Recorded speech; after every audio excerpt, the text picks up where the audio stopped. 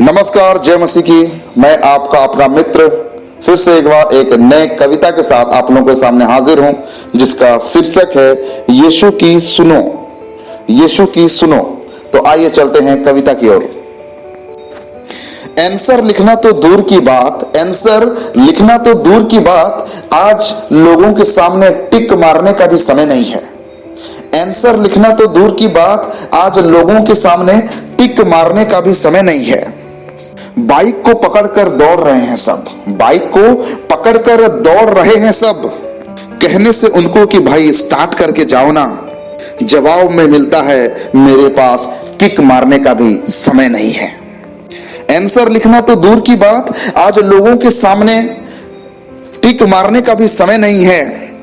Bike को पकड़कर दौड़ रहे हैं सब, कहने से उनको कि भाई स्टार्ट करके जाओ ना, जवाब में मिलता है मेरे पास किक मारने का भी समय नहीं है। अगला पंक्ति मैं प्रस्तुत करना चाहता हूं, जहां पर एक ऐसा छवि आप लोगों के सामने रखना चाहूंगा जब लोग बहानेबाजी करके बचना चाहते हैं। और अगला पंक्ति में इस प्रकार से है, कोई हाथों में प्रसाद दे गया, कोई हाथों में प्रसाद दे गया, खाकर कहते हैं नाना करने का समय नहीं है। कोई हाथों में प्रसाद दे गया, खाकर कहते हैं नाना करने का समय नहीं है। रिश्वत किसी ने हाथों में थमा दिया, रिश्वत किसी ने हाथों में थमा दिया, लेकर कहते हैं मना करने का समय नहीं है। आज बहुत व्यस्त है लोग, अपनी अभिलाषाओं में मस्त है लोग, आज बहुत व्यस्त है लोग, अपनी अभिलाषाओं में मस्त है लोग। दुख तो तब होता है, दुख तो तब होता है जब एक मसीह कहता है भाई मेरे पास प्रार्थना करने का समय नहीं है। दुख तो तब होता है जब एक मसीह कहता है भाई मेरे पास प्रार्थना करने का समय नहीं है। अगला पंक्ति है, यदि आपको अच्छा लगे तो परमेश्वर को महिमा दीजिएगा। अगला पंक्ति में मैं ये कहना चाहता हूं, किसी से ये कह दो कि भाई प्रार्थना तो कर लो, किसी से ये कह दो कि भाई प्रार्थना तो कर लो, जवाब ये कह के कि समय नहीं है, बहुत जोर हो जाते हैं। किसी से कह दो कि भाई प्रार्थना तो कर लो, जवाब ये कह के कि समय नहीं है, बहुत जोर हो जाते हैं। आज 3 घंटे का मूवी भी कम पड़ जाता है एंटरटेन करने में। आज 3 घंटे का मूवी भी कम पड़ जाता है एंटरटेन करने में, मगर 1 घंटे का बाइबल स्टडी में भी लोग बोर हो जाते हैं। किसी से कह दो कि भाई प्रार्थना तो कर लो, जवाब ये कह के कि समय नहीं है, बहुत जोर हो जाते हैं।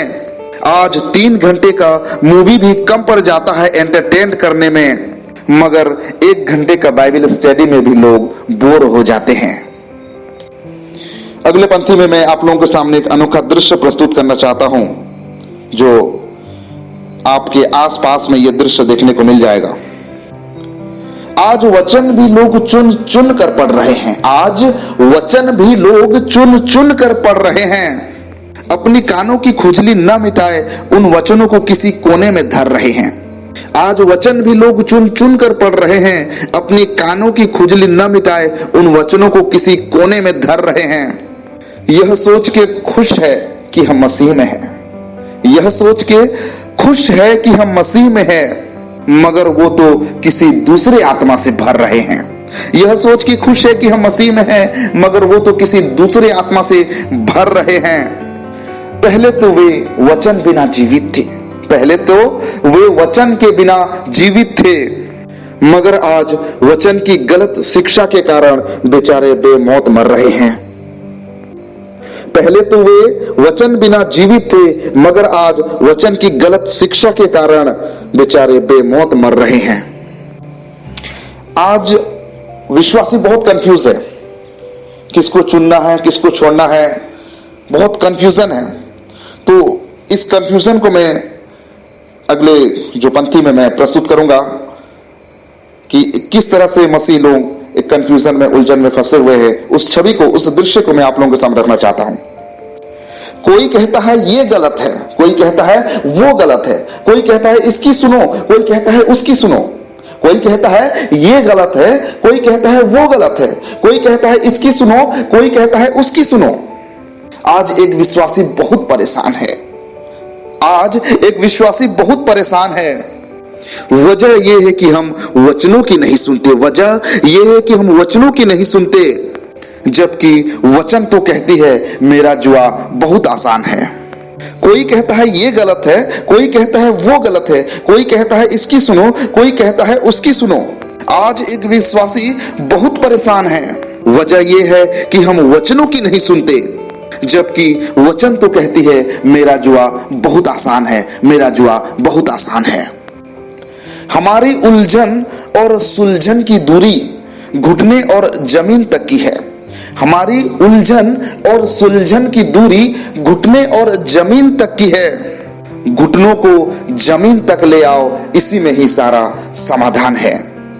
हमारी उलझन और सुलझन की दूरी घुटने और जमीन तक की है। घुटनों को जमीन तक ले आओ, इसी में ही सारा समाधान है।